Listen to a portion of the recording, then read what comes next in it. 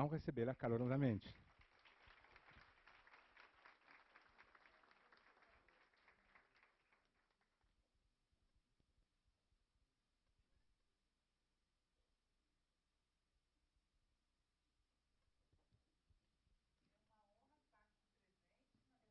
Que essa é a sexta vez que eu estou aqui. E eu me sinto muito em casa aqui, muito mesmo. É uma alegria imensa participar desse evento, sempre tão caloroso, tão agradável. Então, antes de tudo, eu quero agradecer ao CPFL Cultura, fazendo 6 anos, parabéns a todos que trabalham aqui, ao Augusto, que é o diretor, e que, não do CPFL Cultura, mais do que isso, né, diretor de comunicação do CPFL, as pessoas que trabalham, não sei o nome de todas, vou citar o Jean, que estava aqui apresentando, sempre tão simpático, e todo mundo que trabalha. Realmente esse é um espaço que deve ser copiado, deve ser imitado. É maravilhoso trabalhar aqui.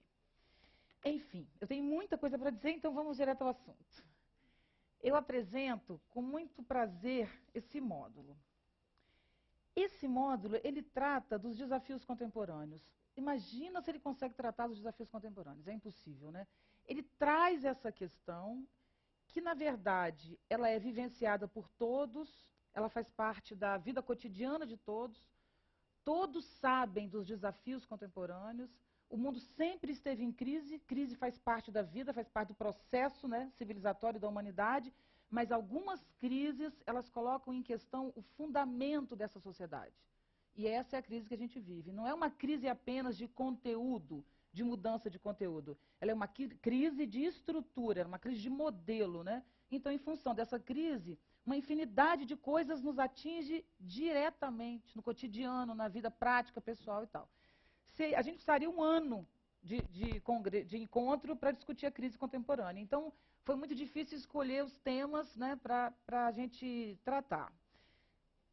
Antes, assim, de uma maneira geral e muito rápida, eu vou dizer para vocês como eu penso essa crise. Muito rapidamente mesmo, viu, gente? Porque depois, na educação, eu vou tentar elaborar isso melhor. Mas existe uma coisa fácil para a gente identificar o processo. A estrutura do nosso discurso, a estrutura do nosso pensamento, ela funciona a partir de uma linearidade discursiva, que está desde a estrutura do discurso, da linguagem, sujeito, verbo, predicado, né? Basicamente, sujeito e predicado, isso é o fundamento da nossa conversa, da nossa estrutura linguística, de linguagem. Isso faz com que uma pessoa fale e a outra pessoa ouça. Isso faz com que os argumentos sejam expostos um de cada vez. E faz com que essa linearidade tenha sido determinante na formação do nosso psiquismo, por exemplo. Então, para a gente entender isso, eu vou falar isso mais um pouco adiante, a gente pode imaginar, por exemplo, a linha do telefone. Eu falo e você ouve. Enquanto eu falo, você ouve. Essa do rádio é mais clara ainda, né? No rádio, você não pode nem interferir quando é pelo rádio. É meio câmbio, eu desligo. Então, é mais ou menos essa estrutura. Um fala e o outro ouve. Acontece que, independente da mudança tecnológica, essa transformação já acontecia. Por quê? Porque a linearidade do discurso, ela não é capaz de dar conta da pluralidade que a gente vive no cotidiano. A vida é uma complexidade, as relações são complexas, a manifestação da vida exige diversidade, complexidade e conflito. Como eu vou traduzir essa multiplicidade para a linearidade? Então, isso existe como problema na nossa civilização desde sempre. Mas os problemas, eles existiam e eram colocados embaixo do tapete. E esse próprio acúmulo de dificuldades na história foi gerando essa transformação. Mas tem uma maneira de tratá-la de uma forma simples, que é a internet. Na internet, várias pessoas falam com várias pessoas. Não existe linearidade do tempo.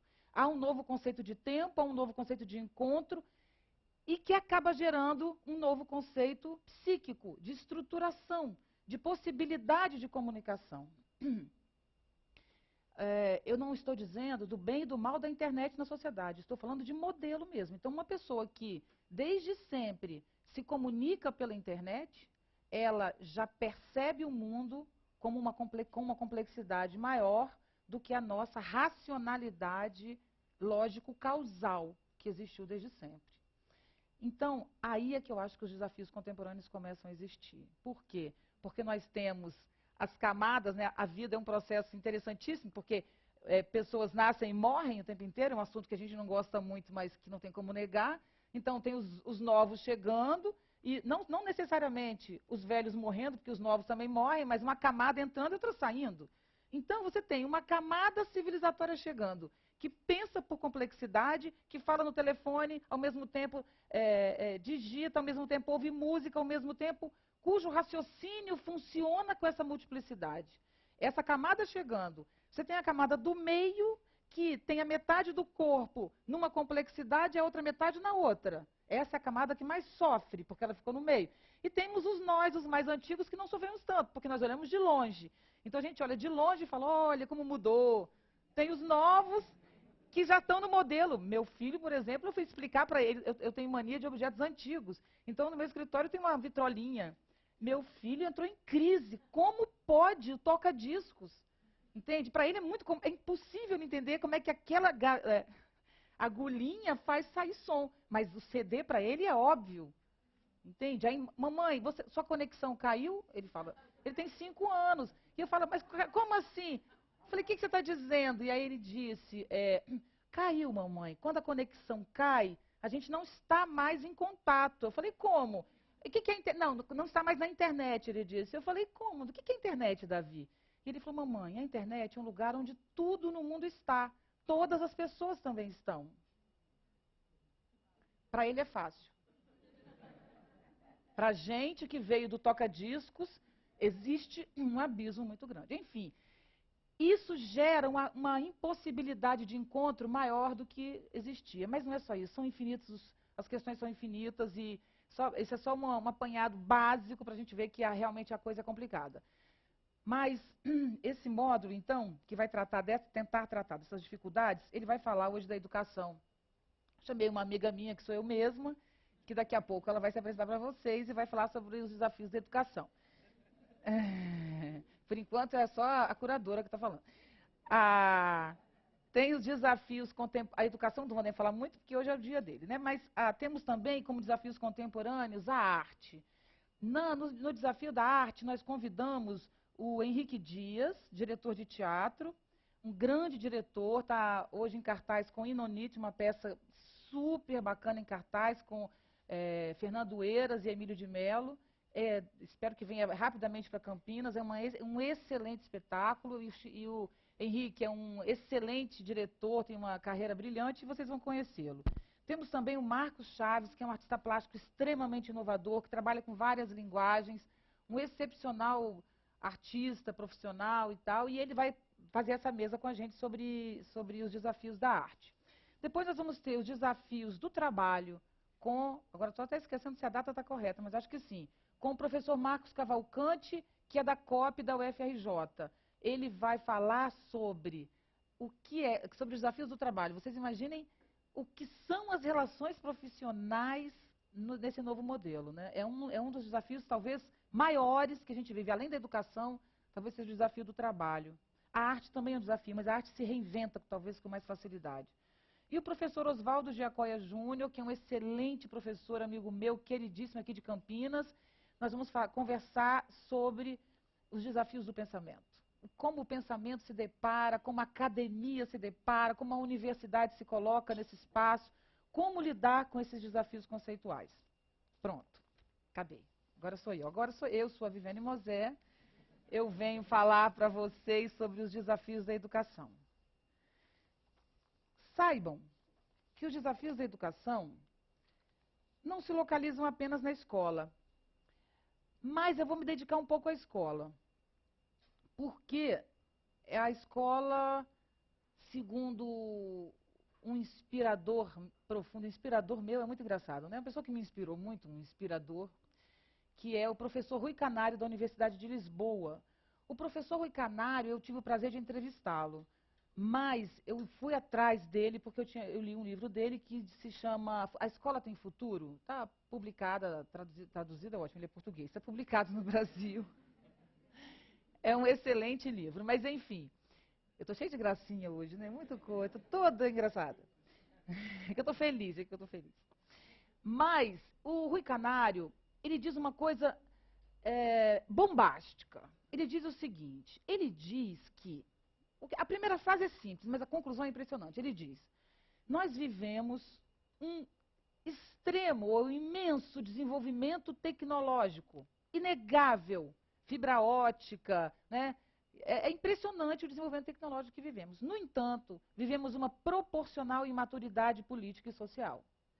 Existe um abismo imenso, porque se a sociedade se desenvolveu como pensamento ou como tecnologia, ela retrocedeu. Também é difícil falar retrocedeu, porque não sei se vivemos momentos muito diferentes. Mas, a princípio, sim. Nós vivemos uma imaturidade política e social provavelmente maior do que em tempos anteriores. A imaturidade cada vez cresce. A impossibilidade de convivência aumenta a cada dia. Agora, o mais importante é a que ele atribui isso. Ele diz que isso é consequência do modelo escolar. Para o professor Rui Canário, a nossa escola produziu imaturos políticos e sociais. É isso que eu vou argumentar. Foi partindo desse princípio que a minha cabeça deu um giro e eu hoje me chamo educadora. Porque realmente eu fiquei muito impressionada e a educação hoje é o meu maior foco de atuação. Porque eu fiquei muito tocada com essa possibilidade. Então eu vou tentar passar para vocês uma possibilidade de interpretação sobre isso. O que é o nosso modelo escolar? Nosso modelo escolar, ele tem 3 grandes características, influências.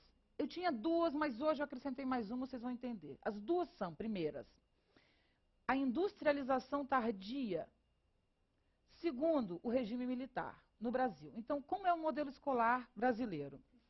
Até a década de 50, o Brasil possuía um tipo de estrutura escolar que era muito voltada para a reflexão, para o pensamento. Então, nós tínhamos literatura, nós tínhamos filosofia, arte, a formação era ampla, era uma formação aberta, questionadora e reflexiva. Mas era uma escola elitista, era uma escola voltada para poucos, era uma escola que se dedicava a formar lideranças.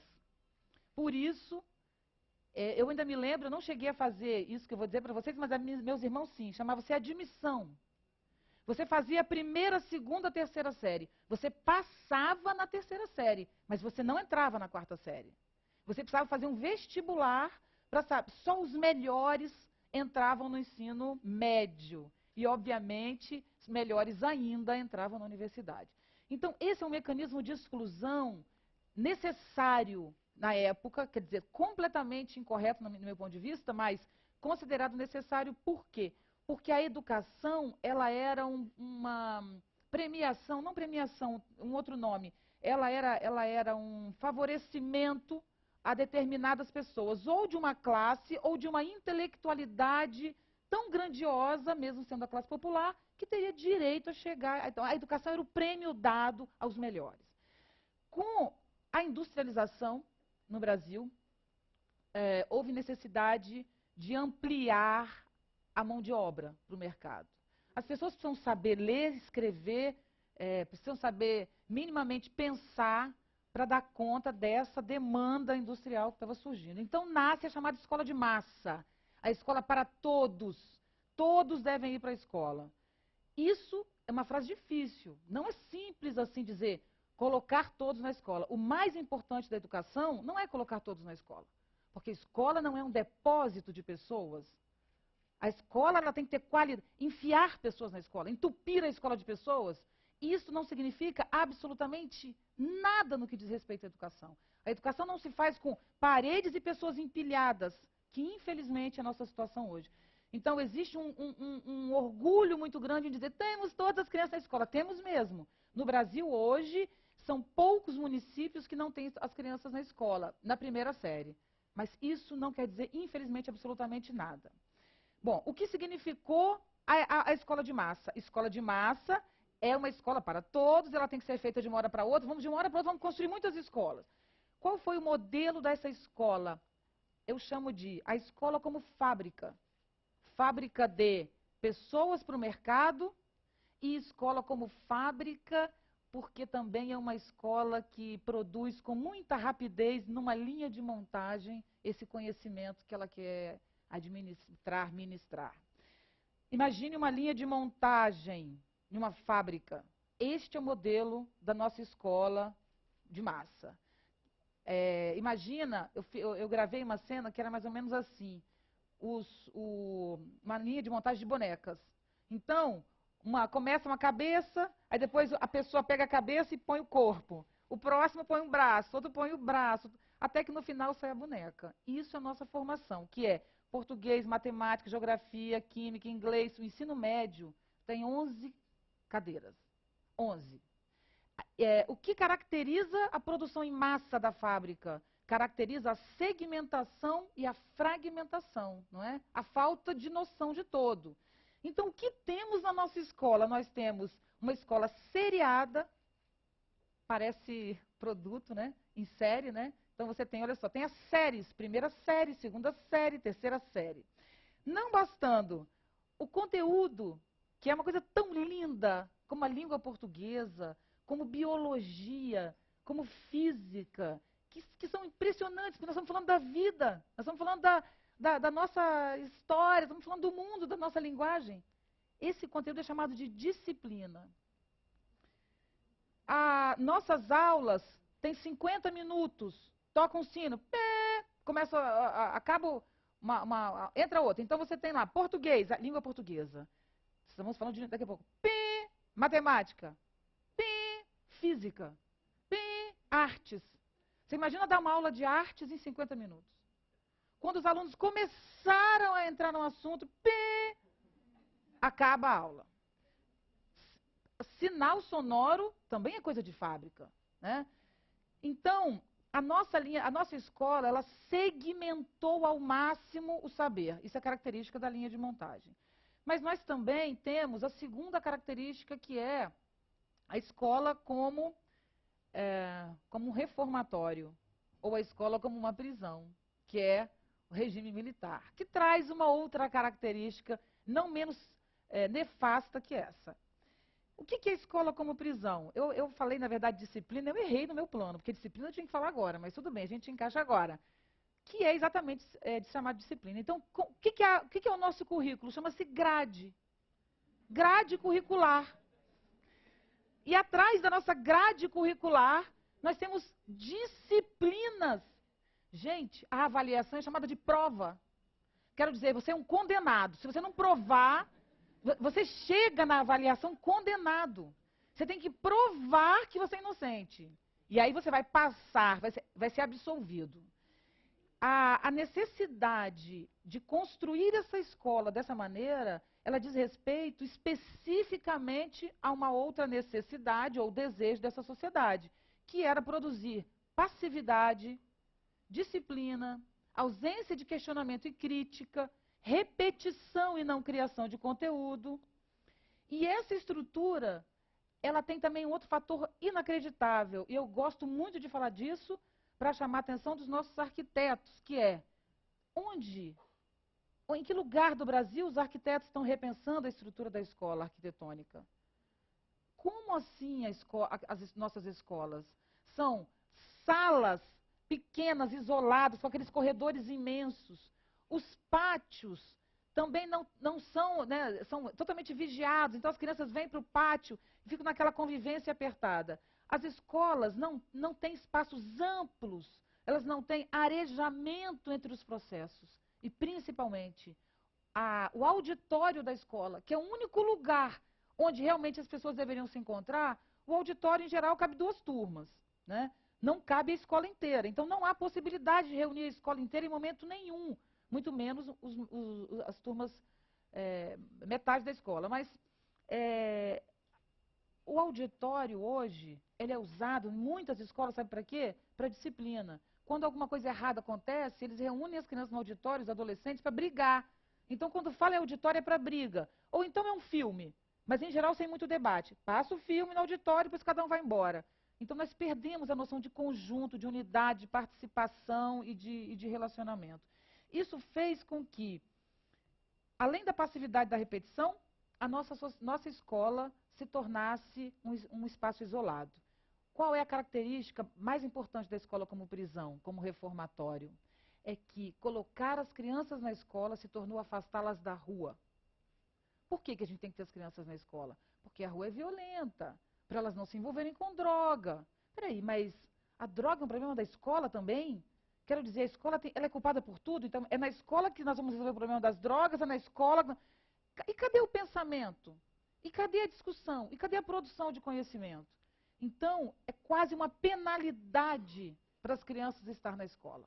Além de ser tratado como uma penalidade, as crianças, estando na escola cada vez mais tempo, porque hoje é fácil dizer isso, mais tempo na escola, coloca escola em tempo integral, as crianças em tempo inteiro na escola. Mas se a escola é um espaço isolado, fragmentado, voltado para a disciplina, com uma hierarquia absurda, onde o aluno deve respeitar o professor, mas o professor não tem responsabilidade de respeitar o aluno, como esse aluno vai aprender cidadania? Ética.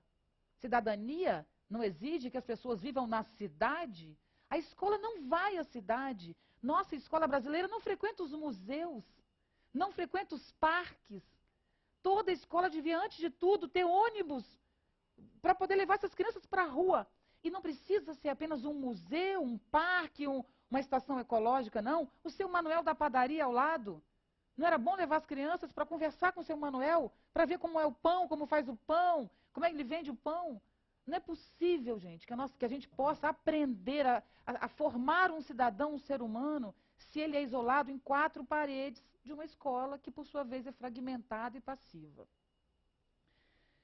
Bom, tem mais um detalhe ainda que eu acrescentei hoje, que é uma influência que, na verdade, não é da escola brasileira, mas que marca a produção de conhecimento na história da humanidade, que é a influência do idealismo platônico, que é o seguinte: quanto mais o meu conhecimento é abstrato, quanto mais ele é distante do movimento da vida, quanto mais ele é distante dos corpos, quanto mais ele é distante dos processos, maior ele é, mais grandioso ele é. Então você tem, por exemplo, um professor, como eu conheço, de escolas do interior, rodeados por aquela natureza exuberante, e esse professor dá aula de botânica desenhando plantas no quadro. Ele jamais abre a janela e diz aos alunos a planta. Aí você pensa, aí eu vejo, isso existe, todo mundo sabe, né? As pessoas preferem o quadro e o desenho do que manifestação pura do que está acontecendo. Só que as nossas capacitações, sabe o que elas fazem? Elas ensinam o professor a ir para a rua, para mostrar a planta. Só que elas não desfazem o problema quando elas ensinam. Não é apenas mostrar a planta. O que o professor tem que entender é que ele não mostra a planta para ele desenvolver o pensamento abstrato. Ele tem que entender que ele tem que inverter um conceito aí. É importante o acontecimento e a vida. Será que conhecer profundamente uma coisa é possível? E se for possível conhecer não profundamente, mas mesmo superficialmente, será que a abstração é realmente um grau muito elevado de pensamento? Essas são as perguntas que a gente tem que fazer para o professor. Ele tem que entender o professor por que ele vai para a rua e por que ele não foi antes para a rua. Pela valorização da ideia e não da vida.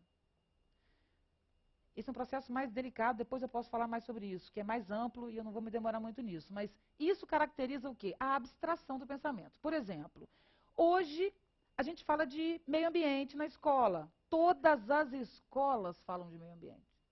Todas as escolas falam de ética. O professor, algumas inclusive têm a cadeira. O professor vai no quadro negro e escreve etos com TH e começa a conversar com as crianças sobre isso. Isto está no domínio do idealismo platônico. Isso está no domínio da representação, do traço. Enquanto as relações dentro de... O aluno quer falar uma coisa, cala a boca que eu estou falando. O professor fala para ele. Porque ética, quem vai falar, quanto você vai tirar na prova? Tem que decorar ética e tem que decorar o conceito de ética para aplicar esse conceito na prova. Esse processo de abstração do pensamento na escola, que privilegia a palavra, se unido a uma escola fragmentada, a uma escola segmentada, uma escola isolada da sociedade, uma escola que privilegia a passividade e o acúmulo de conhecimentos, que a gente chama de escola conteudista, você tem o cidadão que nós temos hoje. Como você vai pedir que uma pessoa perceba que ela, jogando papel no lixo, jogando papel na rua, no chão, esse papel vai entupir o esgoto, a água vai subir e essa água vai entrar na casa dela. Que ela, poluindo a água, ela vai interferir nos peixes e ela vai produzir a miséria dos pescadores. Ela não vai entender isso.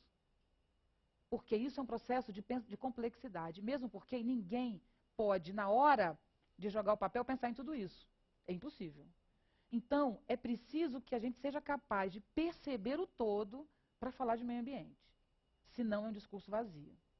Decorar a importância de não jogar papel no lixo torna as crianças excessivamente paranoicas. As crianças hoje têm um pavor, né? Eu tenho um filho pequeno, eu vejo isso. Um canudo, nunca mais vou usar canudo, porque e vai virando um discurso racional, linear, mas essa criança que não quer jogar o canudo no lixo, continua pensando segmentado, continua acreditando que ela é um ser isolado. E ela não é um ser isolado.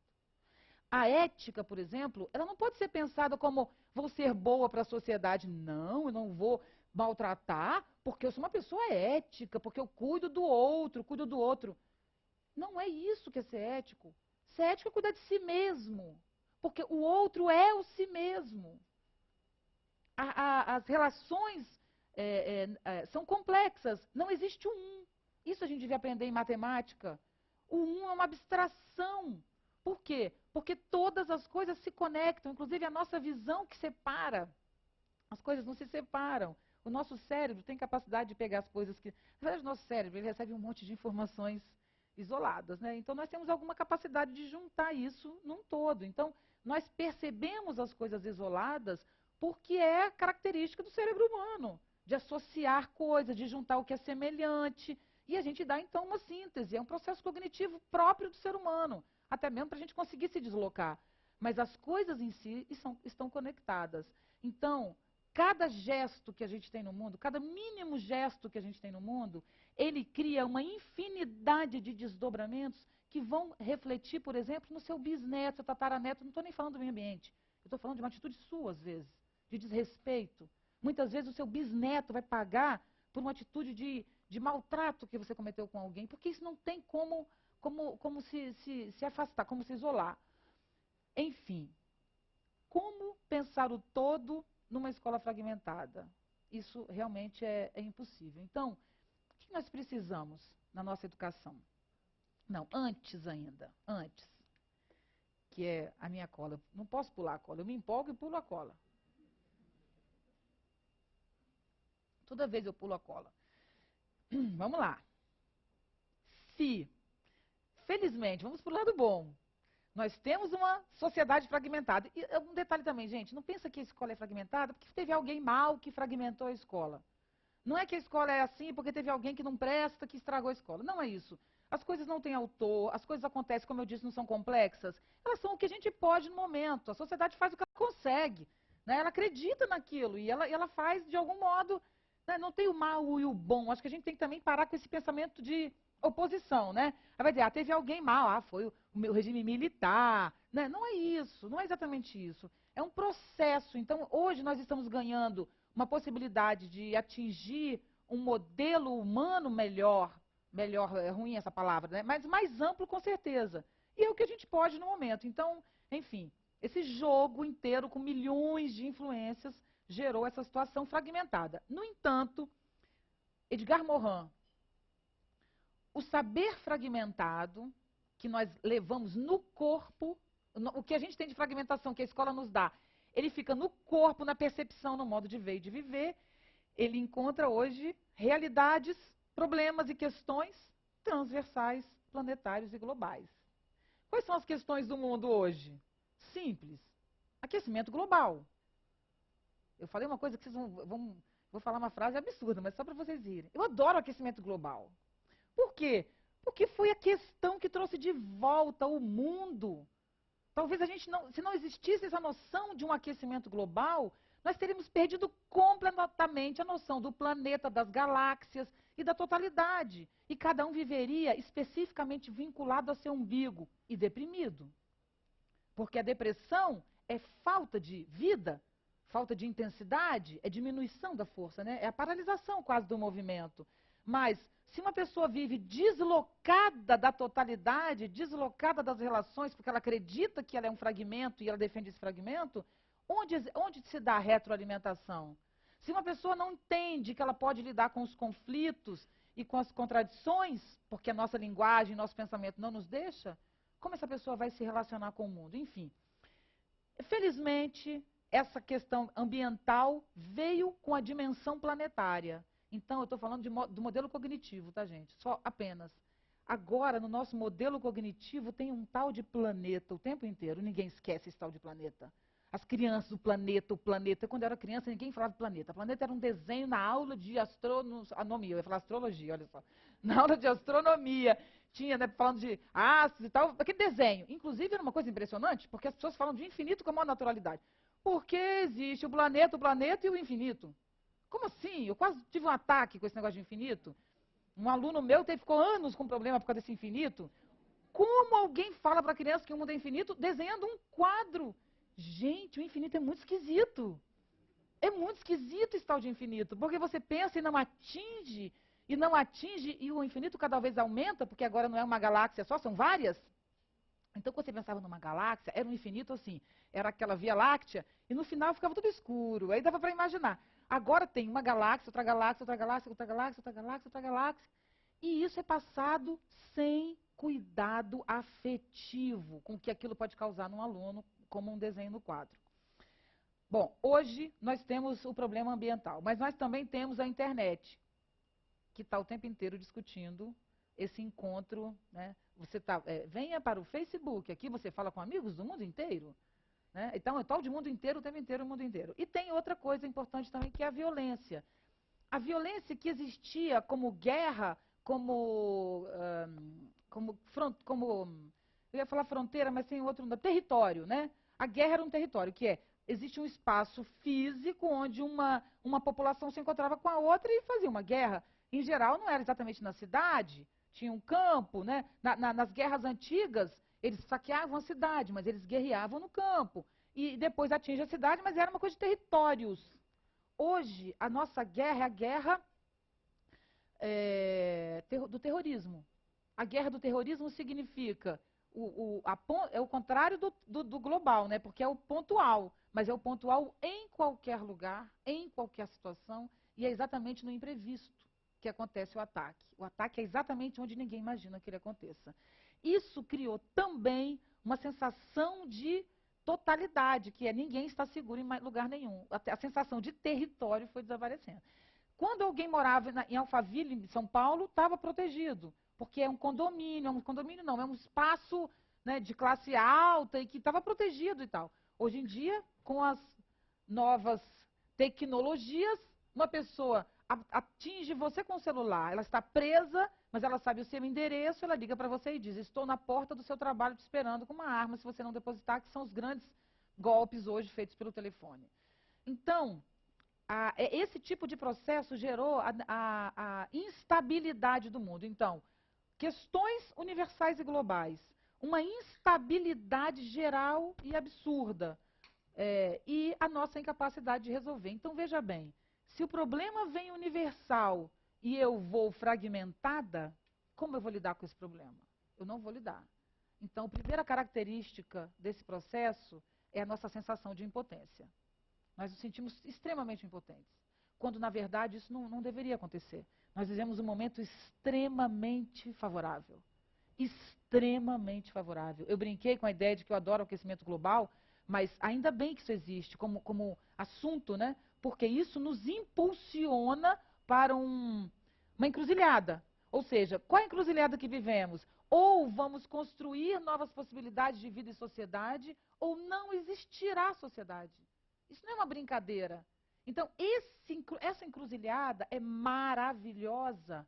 Ela é difícil, sim. ela é conflitante, ela gera problemas. Mas se nós perdermos o fragmento que é, todo mundo pensa fragmentado. Que horrível, né? Meu filho não pode sair de casa, porque é violento. Ah, e é uma situação impressionante. E cada um reclama do seu umbigo. Todo mundo acha um horror o que está acontecendo. Por quê? Porque individualmente é muito ruim, sem dúvida nenhuma. Pensa, como diz o Edgar Morin, transnacionalmente, pensa globalmente. Nós estamos hoje com crianças pensando no meio ambiente. Nosso mundo está caminhando por um processo de consciência que nunca existiu. Nós hoje temos a internet que democratizou o pensamento, e essa democracia do pensamento, necessariamente, ela gera uma crise na escola. Que aí eu vou falar um pouco adiante sobre isso. Enfim, nós vivemos um excelente momento. Mas por que sofremos e não conseguimos dar conta? Estamos extremamente passivos com essa crise. Eu pensei em escrever uma coisa, um artigo, alguma coisa, mas também eu não quero trazer isso para mim, sabe? E aí, imagina que coisa, parece que ela está nos chamando, ela sabe a resposta, escreve um artigo. Então não é por aí, sabe? Mas veja bem, o que eu queria falar era, nós estamos passivos demais, demais. A população em geral, eu sei que nós temos hoje várias organizações não governamentais, nós temos várias instituições nascendo e que já existem tratando disso. Eu não estou negando isso, estou falando do cidadão em geral, para reforçar esse processo. E, primeiro, ter clareza do que esse processo significa. Bom, a passividade que nós vivemos é em consequência de uma ausência de atitude. O que é atitude? Atitude é você ser uma pessoa. Mas será que nós somos uma pessoa ou somos pedaços colados? Talvez eu seja matemática, geografia, química, inglês, história. E aí, quando eu me deparo com um problema global, eu não sei a que pedaço de mim eu vou recorrer. Quem vai pensar? Minha cabeça? É meus olhos? É minha boca? Né? Então, a gente não tem como ter uma atitude. Tem uma coisa que eu também não pulei aqui, no meu plano, que é o seguinte, que é inacreditável, é que essa escola, que foi formada, baseada na linha de montagem, na, na disciplina e na ausência de vida, essa escola tinha uma função, preparar pessoas para o mercado. Aí eu vejo hoje também pessoas dizendo, não podemos preparar para o mercado, temos que preparar para a vida. Claro, mas temos que preparar para o mercado também. Ora, nós vivemos uma sociedade que produz, que compra e vende. Claro que o mercado existe. Agora, alguém hoje está preparado para o mercado? Não!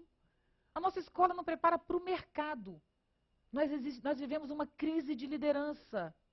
Nós temos pessoas que sabem fazer o trabalho mandado, mas nós não temos pessoas que saibam liderar. Liderar não é oprimir, liderar não é diminuir, liderar é coordenar um processo que pode ser ético e respeitoso. Nós não temos também essa categoria, isso no sentido das empresas mesmo, existe essa carência, né? Então, a nossa escola não está preparando o ser humano para a sociedade e para os desafios que ela vive, tanto que somos imaturos sociais. A escola não está preparando para o afeto, para viver individualmente. Nós não estamos preparados por causa do fenômeno da depressão. Olha a depressão! A depressão é o maior fenômeno. Saiu ontem no Globo, não sei se vocês viram, uma matéria impressionante falando que em 20 anos a depressão vai ser a maior doença de todos os tempos, a maior preocupação da Organização Mundial de Saúde. Vai ser a depressão. Que já é, mas que cresce em graus assustadores agora no terceiro mundo. A depressão era um fenômeno de primeiro mundo muito marcante, mas agora o terceiro mundo começa a desenvolver também esse processo aceleradamente. E sem condição de tratá-lo, e aí a coisa vai criando essa cadeia. Individualmente também, existencialmente, a nossa escola nunca fala de morte, a nossa escola não fala de alegria, a nossa escola não fala de perda, a nossa escola não fala de vida, né? Isso é um assunto, é afeto. Afeto não é razão, é muito racionalismo. Afeto você cuida na igreja ou em casa com a mãe. A escola não trata disso. E a nossa escola também não prepara para o mercado. Então a escola nos desprepara. Vou fazer uma pausa aqui, importantíssima. Eu estou dizendo tudo isso, gente, mas eu não estou falando de todas as escolas, por favor. Nós temos escolas maravilhosas, maravilhosas. Nós temos iniciativas incríveis no Brasil inteiro. Isso é um ponto. Eu não estou isolada, eu não estou falando uma coisa do meu pensamento, eu estou falando o que eu aprendi com os professores, com os diretores. O que eu estou falando eu aprendi com os bons professores, porque eu tive a sorte de viajar o Brasil inteiro gravando um programa sobre educação. Eu aprendi. Então, temos sim uma grande quantidade de pessoas que têm consciência disso, que briga por isso, que tá é em nome delas que eu estou falando, não é em meu nome. Outra coisa que eu queria chamar a atenção é, a escola pública não é diferente da escola particular. O problema que eu estou identificando aqui está presente igualmente na escola particular. Então, o pai que paga R$ 2.000 para o seu filho fazer um ensino fundamental, não tem nenhuma garantia de estar com o filho numa boa escola. A escola particular, na maioria dos casos, ela é pior, porque na escola particular, o projeto pedagógico da escola, muitas vezes, é definido pelos pais. Um pai puxa para um lado, outro pai puxa para o outro, outro pai puxa para o outro. Então, para onde a escola vai? Para lugar nenhum, ela vira um Frankenstein. Começa assim, a escola aberta, porque tem uma metodologia interessante, ela vai com a metodologia nova.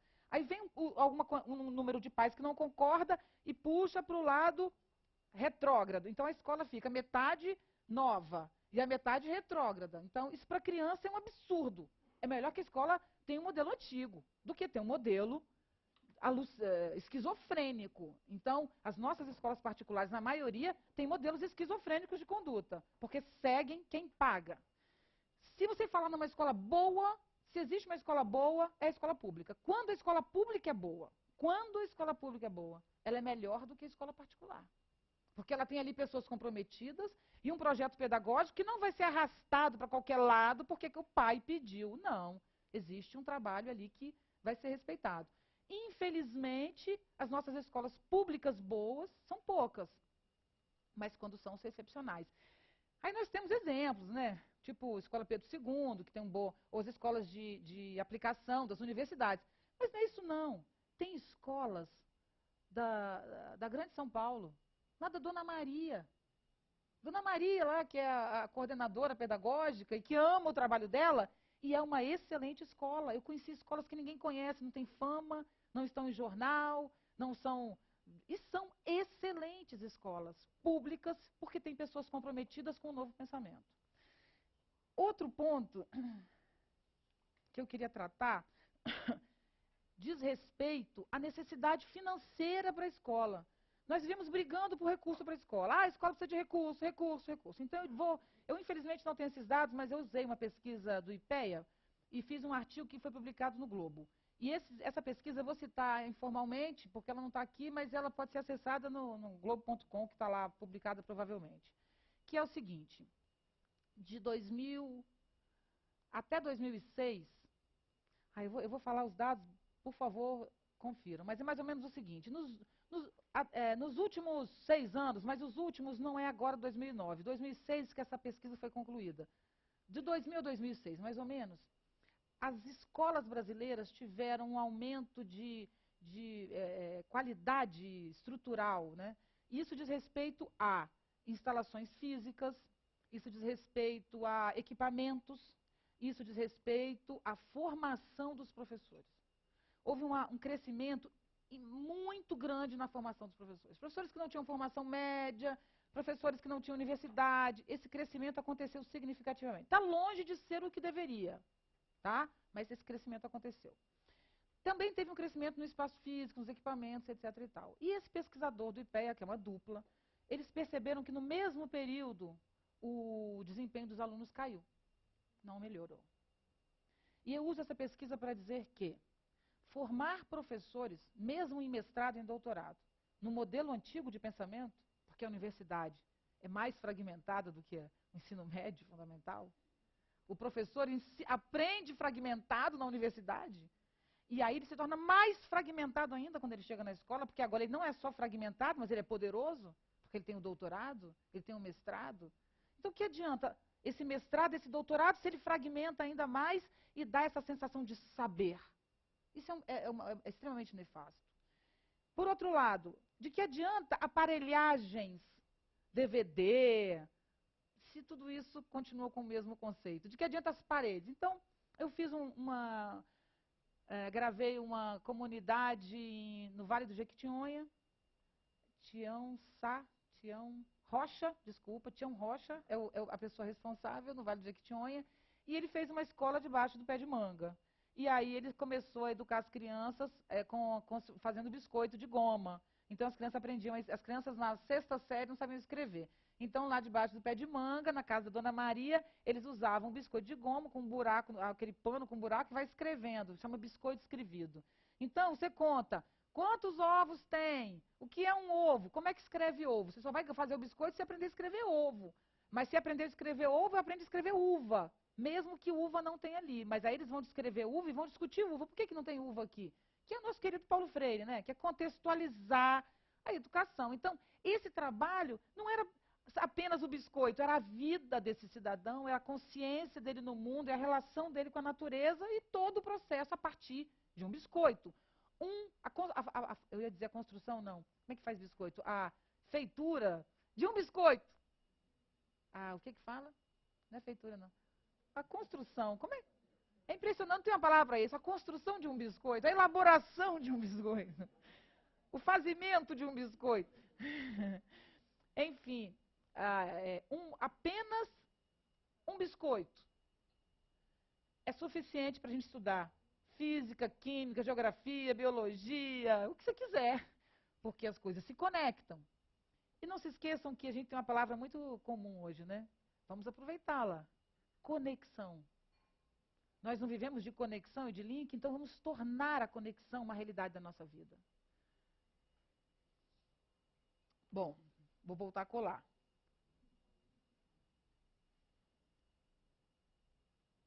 Precisamos de uma mudança conceitual. Não precisamos de uma mudança apenas na escola. Aí agora a gente deixa a escola, porque a escola, eu usei o argumento do Rui Canário, de que a escola é responsável por essa coisa fraca que nos tornamos, né? Por essa coisa débil. Vamos assumir. O que somos nós, gente? O que nós somos? Nós somos medrosos, nós somos angustiados, nós temos medo de sofrer, que sofremos o triplo, porque temos tanto pavor do sofrimento. Nós odiamos obstáculo, nós odiamos pensar. Odiamos pensar. Nós gostamos do que vem pronto, do que vem mastigado. Nós não sabemos nos relacionar. Nós perdemos a noção do corpo, então nós não temos a capacidade de toque, de visão, de audição.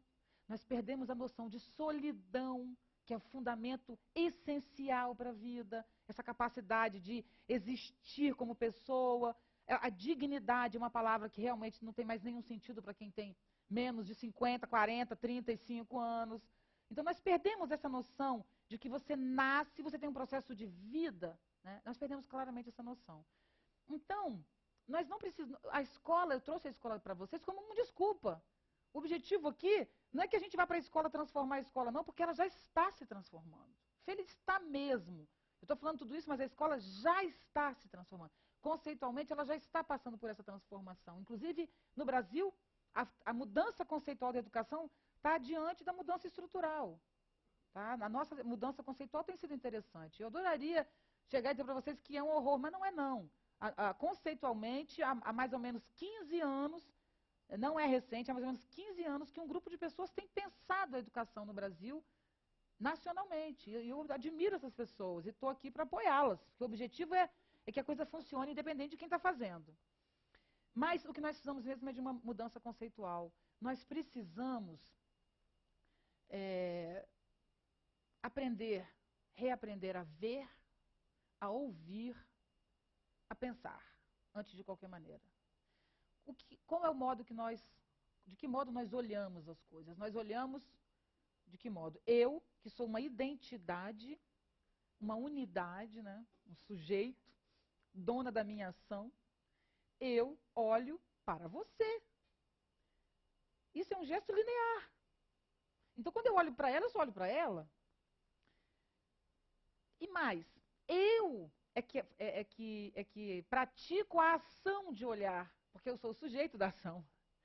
Mas, na verdade, eu só posso olhar para ela, eu só a vejo, se ela se impõe a mim.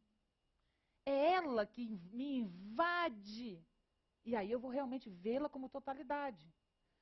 Aí eu não estou me separando dela. Existe o ver, eu estou envolvida nessa situação de ver.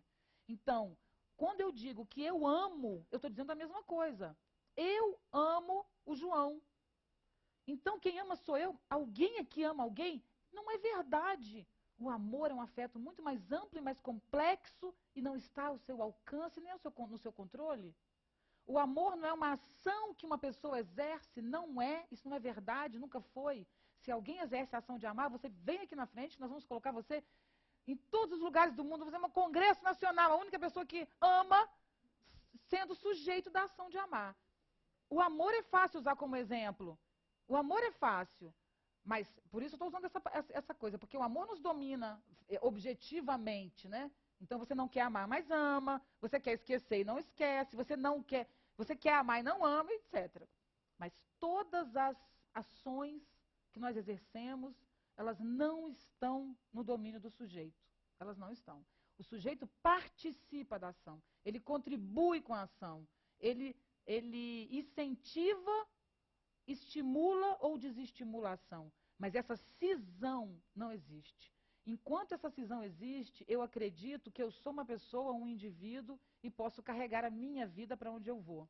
Por isso eu posso poluir, por isso eu posso agredir, quando, na verdade, quem está sendo vítima disso é todo cidadão. Então você pensa em alguém hiperprivilegiado, por exemplo, o Bill Gates.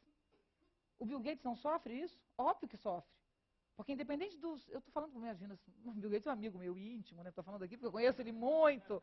Inclusive jantamos semana passada, uma pessoa muito... É porque o Bill Gates é um ícone, não é uma pessoa, né? Então a gente o utiliza dessa maneira. Mas o que eu quero dizer para vocês é que ninguém está privilegiado na nossa sociedade. Ninguém. Porque o pensamento fragmentado, ele afasta o ser humano da única coisa que existe, que é a vida. Essa palavra perdeu também radicalmente o sentido, né? Então, a vida significa orgânica, significa inorgânica, significa planta. Então, se eu estou em relação imediata com a planta, eu tenho que cuidá-la, né? Porque ela sou eu. Aí você pensa, que coisa, que discurso lindo. Mas ele está falando uma coisa tão inovadora e interessante. Não, os índios vivem assim. Os índios têm uma relação que a gente chama de participação, né? Eles têm a relação de participação. Então, o índio olha para o rio, ele se percebe no rio. Ele não vê distinção entre ele e o rio. Claro que ele sabe que ele é ele, o rio é rio. Lógico que ele sabe que ele é ele. Mas ele não sabe onde o ele termina e onde começa o rio. Então, agredir o rio é agredir o seu próprio corpo. E isso existe entre índios. Mas isso existe também entre orientais antigos, né? Hoje o Oriente já é outra história, mas no pensamento oriental também, as coisas se conectam. E as pessoas se conectam. Então, não é que nós nunca fomos conectados à vida e uns aos outros, nessa relação de todo e de respeito que a gente tem que ter pela vida, não. Nós já fomos, perdemos. Perdemos por um modelo mental. Um modelo mental racional, lógico, que acredita que o homem é sujeito à sua própria ação, quando na verdade não é. Um exemplo outro sobre isso é vizinho, né? Que é você está aqui, você acabou de comprar um apartamento, uma casa, e aí o vizinho faz uma coisa que você não gosta, você arruma uma briga com o vizinho. É inacreditável a falta de todo o que isso significa, porque você vai ter a vida um inferno. Entende? Então você não tem que amar o seu vizinho, você não tem que adorar o seu vizinho, você tem que ir na casa do seu vizinho, chamar ele para jantar. Mas você precisa estabelecer uma relação de boa vizinhança para o seu convívio, para a sua alegria, né? Então, o nosso individualismo contemporâneo, que é produto de toda uma estrutura de pensamento, faz com que eu pise no outro. Então, para sintetizar, ética não é cuidar do outro. Desculpa, é sim, mas ética não é ser bom para o outro. Ética é prestar atenção nas coisas. Ético é o ser humano que entende que cada gesto dele tem um desdobramento infinito e que esse desdobramento vai, em algum momento, recair sobre ele. Ético é o ser humano que entende que não há nada isolado e por isso presta atenção nas pequenas coisas. Nosso maior problema ético são os detalhes.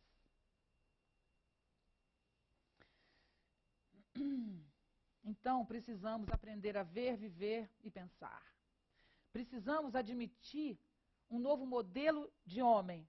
Homem e mulher, né? Eu não tenho problema com essa coisa de chamar a humanidade de homem, não, tá, gente? Homens e mulheres, homens e mulheres. Político que fala isso, não pode falar homem sem falar mulher. Homens e mulheres. Eu acho que o homem é o ser humano e ficou assim, convencionado, isso não é um problema para mim. Homens e mulheres estão envolvidos na palavra homem. Humano.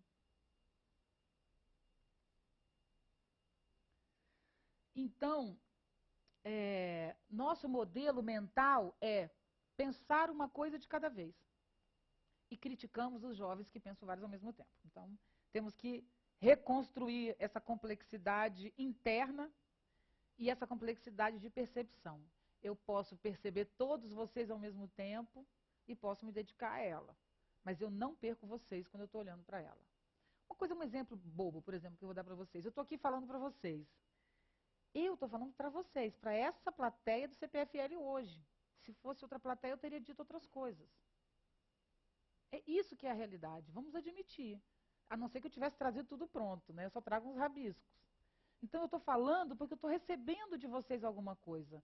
Eu estou notando vocês, então eu presto atenção. Eu estou falando para você. Se fosse outra plateia, como é, amanhã não que é sábado, mas terça-feira, quando eu tiver uma nova plateia, eu vou falar de outra maneira. Mas nós achamos lindo a pessoa que já chega com tudo pronto. Nós achamos lindo. Ela chega com tudo estruturado. Ela fala sempre do mesmo jeito. Ela tem sempre aquele modo de falar.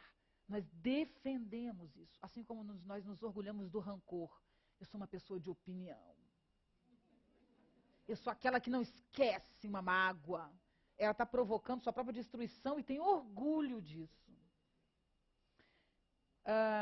E tem agora um outro momento interessante também, voltando para Edgar Morin. Edgar Morin, a maioria deve conhecer, mas Edgar Morin é um pensador muito dedicado à educação, esteve no Brasil há pouco tempo, eu infelizmente não pude vê-lo, ele tem 80 e poucos anos, e eu considero o maior pensador contemporâneo. Primeiro porque se dedicou à educação, teve essa visão, né? Porque ele está trabalhando com educação, mas ele não está trabalhando com o segmento educação. E isso é o problema, viu, gente? Quem aqui é educador pensa nisso. Trabalhar com educação não é tratar a educação como um segmento, porque aí depois nós, professores, ficamos isolados, ganhamos pouco e ninguém entende por quê. A educação não é dos professores, a educação não é daquele grupinho que trabalha aquela questão. A educação tem que ser pensada como um problema da sociedade como um todo. Então, o Edgar Morin trata a educação como o quê? Como a formação do novo cidadão. Ele trata a educação como política, como atuação na sociedade, né? Ele entende que a educação é o lugar de atuar na sociedade. E ele fala duas coisas muito legais. Fala muitas coisas legais, mas eu apontei duas aqui. Uma, que é divina, que temos que aprender a aprender. Nós não sabemos aprender. Mas mais do que aprender a aprender, nós temos que inverter uma lógica, que é, o que faz a escola? A escola ensina, né? E o aluno aprende. E ele diz, não, a escola tem que aprender. O professor tem que aprender. E a escola não pode mais ensinar. Então, a palavra ensinar, ela pode sair do nosso vocabulário, por várias razões. O professor não é aquele que ensina mais. O professor é aquele que estimula a aprendizagem. Primeiro, porque ninguém ensina o que o outro, de algum modo, não perceba, intua, seja estimulado. Porque ele pode decorar, mas aprender, a gente só aprende o que nos toca, afetivamente, humanamente, o que nos move. Então, ninguém ensina o que o outro já não esteja, de algum modo, pronto para saber, ou queira saber, ou tenha interesse em saber. Segundo, é que quando o professor ensina, ele é o centro da questão, né? Então, ele tem um poder hierárquico que atrapalha a relação de conhecimento, que é o abismo entre professor e aluno. E o terceiro ponto, que é bom para nós professores, que é o seguinte: com as mudanças tecnológicas, os conhecimentos mudam todos os dias. Um professor não tem condição de saber mais que o aluno o tempo inteiro em todas as séries. Não tem. O aluno sabe mais que o professor, desde um aluno de 6 anos. Isso eu já ouvi de vários professores nas minhas palestras. Eu estava falando sobre, entrou na sala um bicho, não sei qual bicho. E aí a professora, muito contemporânea, uma ótima professora, falou, vamos conversar sobre o bichinho que entrou. É o certo, trazer para a aula o que está acontecendo. Só que quando ela entrou, ela não sabia direito o que era o bicho, mas o menino já deu a dica do bicho. Isso é uma libélula, e começou a falar do bicho. Mas era uma criança de 6 anos, entende? E ela falou, eu fiquei arrasada. Eu falei, não fique. Você é um educador. A gente tem que parar de ser professor e ser educador. Educador, ele não tem que saber o conteúdo, mesmo porque uma criança no Discovery, nesses canais, aprendem coisas que eu não sei. Meu filho sabe coisas que eu não sei, porque ele aprende. Tem jogos educativos interessantes e tal. Então, qual é o papel do professor? O professor é aquele que estimula o aprendizado. O professor não é aquele que sabe tudo, mas é aquele que tem interesse por tudo. Esse é o educador, esse é o professor. Então, o que é interessante nesse modelo que nos alivia como professor? Me alivia vir aqui falar para vocês. Por que me alivia? Porque quando acabar a gente abrir para as perguntas, vocês podem, algum de vocês ou alguns de vocês, dizerem coisas muito mais interessantes do que eu disse aqui. Vocês acham que eu vou ficar triste? Não vou. Alguém pode dizer assim, o que você falou não procede por isso, por isso, por isso. Eu vou falar, eu vou ficar triste? Não, eu vou dizer, ótimo, deixa eu anotar aqui o que você falou. Obrigado, porque na próxima vez eu vou incluir. Eu não tenho obrigação de dar conta do conteúdo. Ninguém tem. Né? Por que ninguém tem? Outro problema do Edgar Morin, que é, problema que ele traz, maravilhoso, que é princípio de instabilidade. Porque a gente tem um princípio de identidade, né? O que é. Ele estabelece um princípio de instabilidade. Que princípio é esse? Todo saber é provisório. Se todo saber é provisório, meu querido, você acha que eu estou falando que não é legal? Talvez seja mesmo, mas talvez o que você falou que é melhor do que o que eu falei também já não seja legal, porque talvez ele aqui já sabe uma coisa que é melhor do que o que você disse, ainda é melhor do que o que eu disse. Então, a internet acabou com o gueto do conhecimento. Ainda não acabou, mas felizmente vai acabar. Então, quem vai estar no auge? Quem vai ser o papa do pensamento? O curioso, o criativo, o instigador, o sempre disposto a novas questões. Não aquele que apenas acumula conteúdo. Porque quem acumula conteúdo não pensa.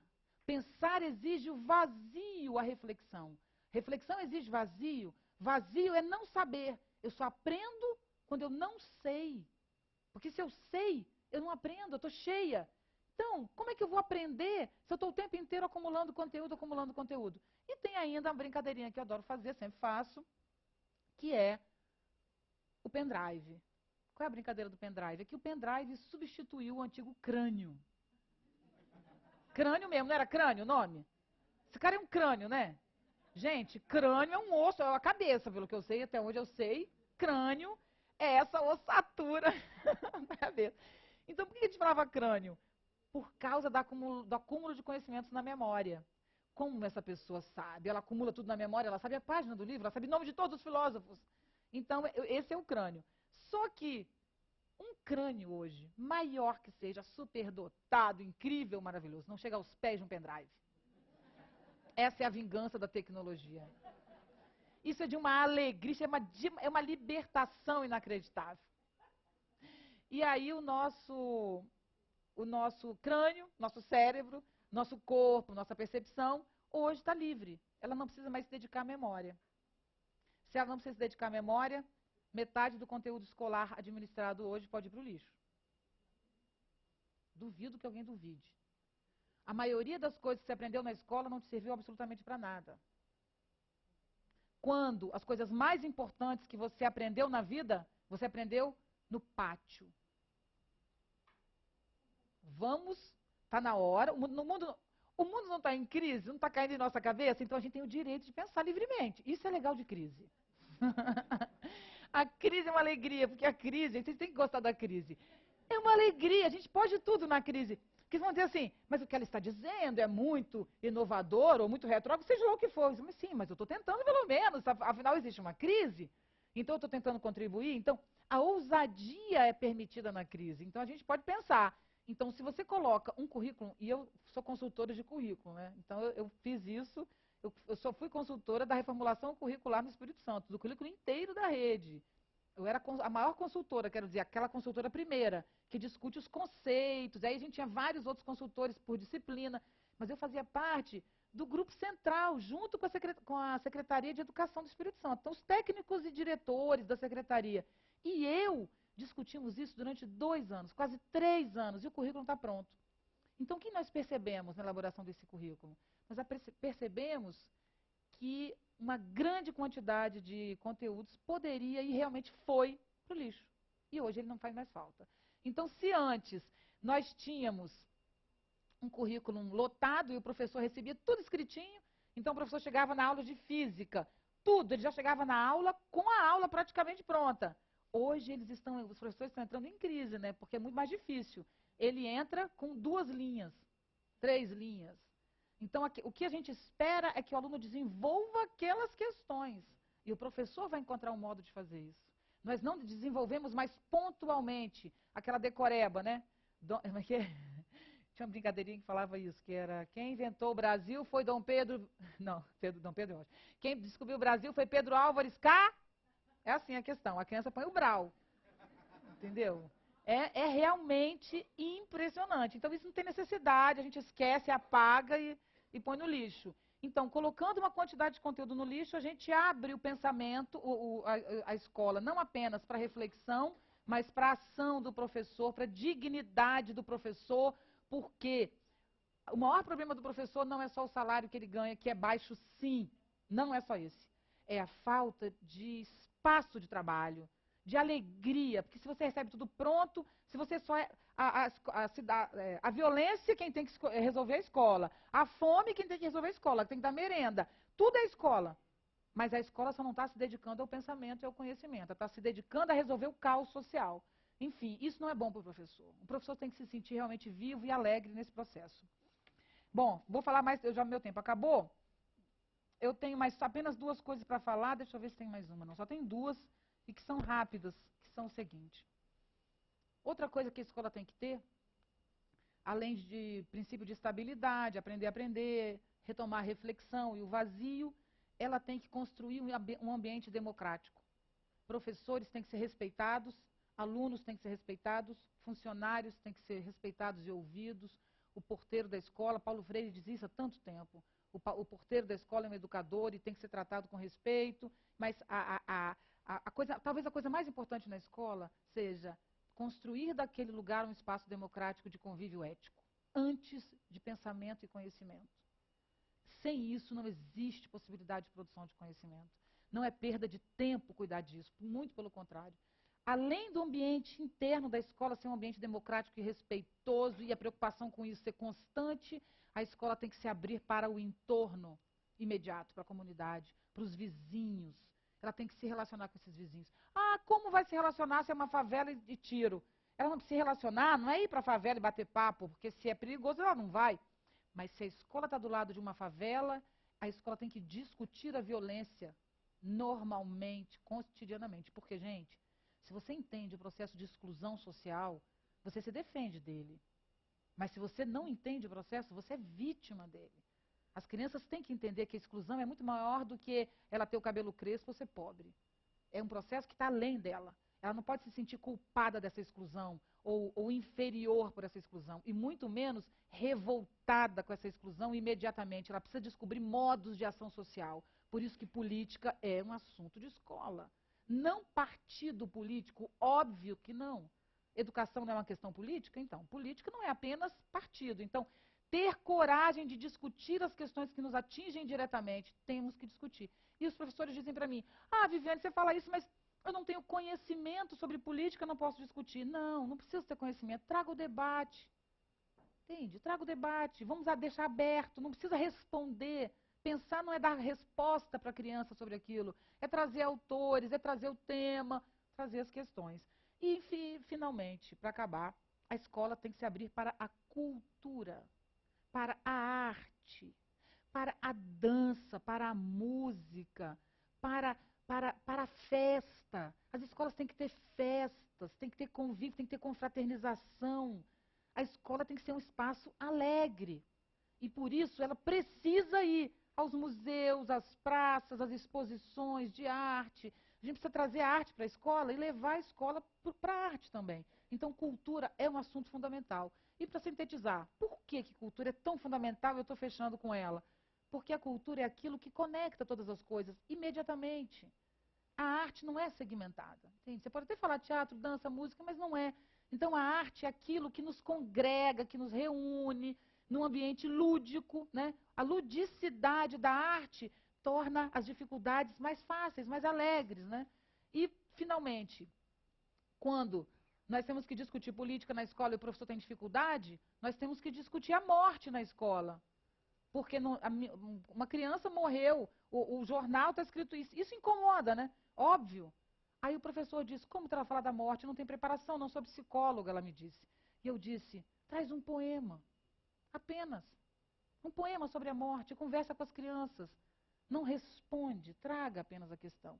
Enfim, pessoas sensíveis esteticamente são pessoas mais éticas. Quem é sensível ao sofrimento também é uma pessoa respeitosa. Pessoas plastificadas não podem ser pessoas éticas. Enfim, eu acredito que o professor Rui Canário deu uma contribuição muito grande para todos nós, que tudo isso vem dessa coisa, que é a escola não é problema da escola. A escola é problema da cidade. Das cidades, né? Ou nós criamos uma cidade educativa, uma cidade envolvida com a educação de um modo geral, ou nós não teremos nem cidade, nem sociedade e nem ser humano. Muito obrigada.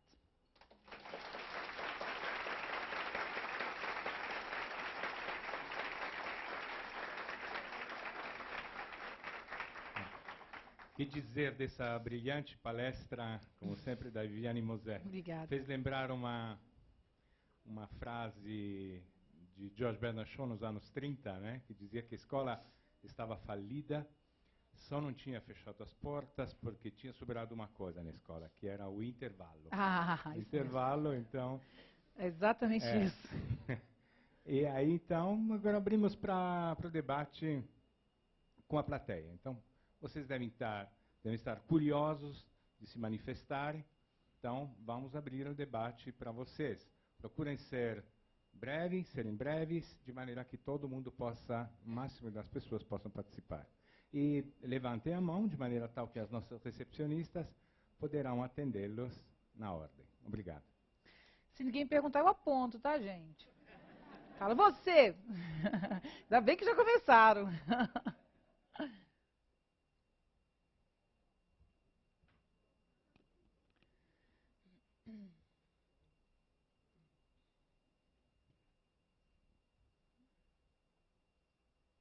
Primeiramente, parabéns pela palestra. Obrigada. Estou sendo bem objetiva. Eu gostaria que você falasse um pouco sobre a inveja na relação professor-aluno. Você fala um pouco dessa assimetria. É que hoje as crianças são tão assim, célula-tronco, né? E eu vejo assim, muitos professores, às vezes, incomodados com isso e abafando, inibindo essa possibilidade. Excelente, porque realmente esse é um problema que os professores vivem, mas eles não têm culpa. Culpa é uma palavra que eu não gosto, então eu não acho que culpa seja uma boa forma de discutir as questões, mas o professor não tem total responsabilidade pelo seguinte: o professor, ele é cobrado o tempo inteiro o espaço do saber. Então, se o aluno chega com um saber maior que o dele, ele perde o lugar que ele tem. Por isso, o professor começa a competir com o aluno. O único modo da gente resolver isso não é tratando, não é impossibilitando o professor de sentir isso, é desautorizando esse lugar do professor como lugar do saber. Se o professor entende que ele não precisa, que ele apenas pode estimular, ele não vai ter essa relação. Agora, você realmente tem razão, total razão. O número de alunos hoje que chega sabendo mais que o professor é inacreditável. Se você tem uma criança de 6 anos que sabe mais do que um professor de 30, você imagina um adolescente de 14. Imagina um adolescente curioso de 13 anos que vive na internet. Ele não só sabe, como ele desafia o professor. Ele chega na sala, ele já pesquisa antes aquilo que não está no modelo para chegar e dizer: e o que o professor traz na sua formação? Um modelo antigo, muito antigo, independente da cadeira que ele está trabalhando. Então, esse conflito é muito grande. E isso é uma das razões da violência na escola, da falta de ética na escola, né? Então, eu volto à questão. Nós precisamos... Nós não temos como tratar isoladamente os problemas. A gente tem que desconstruir a escola. Tem que mudar, gente, radicalmente a escola. Da arquitetura aos currículos, às relações humanas, às relações com a sociedade. Senão, a gente não tem como trabalhar.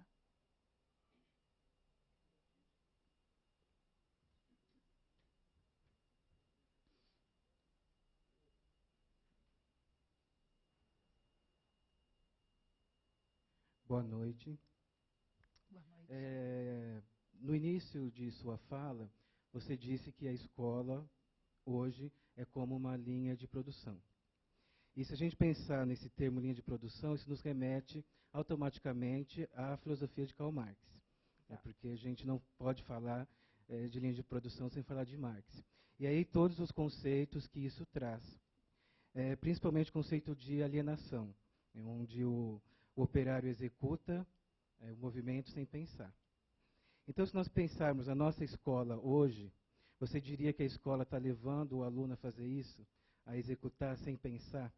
A escola, será que está cumprindo seu papel de maneira contrária? Está deseducando ao invés de educar? Porque isso me lembra uma frase que uma vez o Ferreira Goulart disse, e que me deixou em crise também, que ele disse que o importante é desaprender. Então, como que entra esse conceito dentro da escola hoje como uma linha de produção? Olha, você me deu mais um item aqui para a minha palestra, porque realmente você lembrou muito bem. Alienação. Alienação é uma palavra, é um conceito, na verdade, né, muito interessante. Por quê?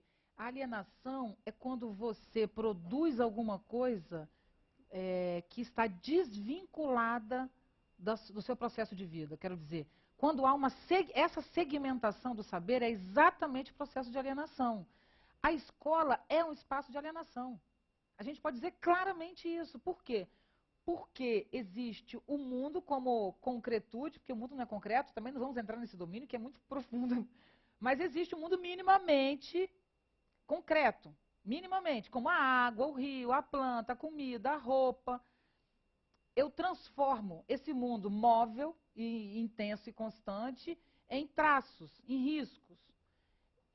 Quando começo a colocar esses riscos no quadro, eu peço a esse aluno que esqueça de onde esses riscos vieram. Isso é um trabalho metodológico dos professores, que eles fazem, inclusive, sem saber, que é, quanto mais abstrato, mais grandioso o saber. Então, quando você tem, por exemplo, uma criança no ensino infantil diretamente ligada à água, à chuva, porque no ensino infantil tem, as crianças brincam, se molham, né? E quando ela entra no ensino fundamental, no primeiro ano, que agora é 6 anos, ela perde exato tudo isso. Então, ela está brincando num ano, no outro ano ela senta na cadeira e fica sentada 2 horas, sai para o intervalo, volta, fica sentada 2 horas. Isso é uma disciplina do corpo que é inacreditável, de passividade física, que não é saber andando, não é aprender se movendo, é aprender parado. Então, a primeira coisa que a escola faz é com o corpo, é essa coisa militar.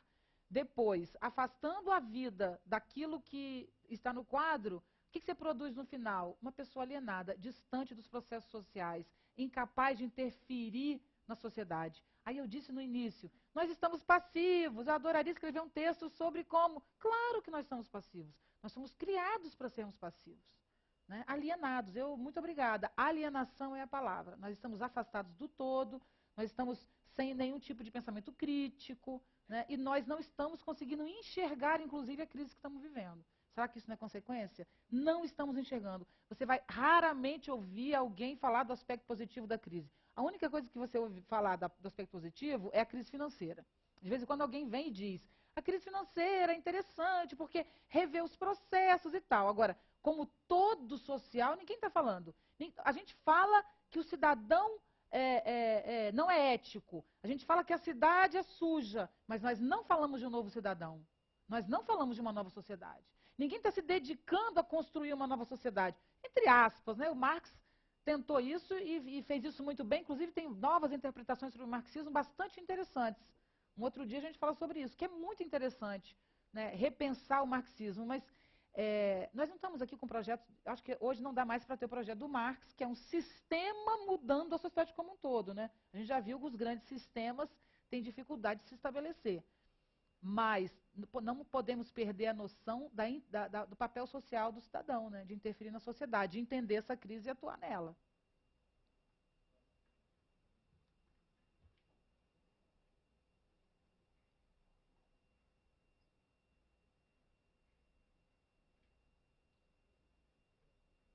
Boa noite, primeiro. Meu nome é Maísa, eu sou estudante de Ciências Sociais. Uma discussão que é muito frequente na nossa universidade é que o governo, em São Paulo, resolveu inventar uma universidade à distância, que, na verdade, é uma massificação do ensino de professores do ensino médio. Então, vai ser em 2 anos vai formar professores à distância para dar conta do ensino médio, das salas entupidas do ensino médio, que foi o que você falou. Eu queria saber, você considera que a educação à distância ela é uma reinvenção da educação, do ensino, ou se a educação à distância é a crise total do ensino? Pergunta boa, essa pergunta difícil. Olha, tem dois lados a questão.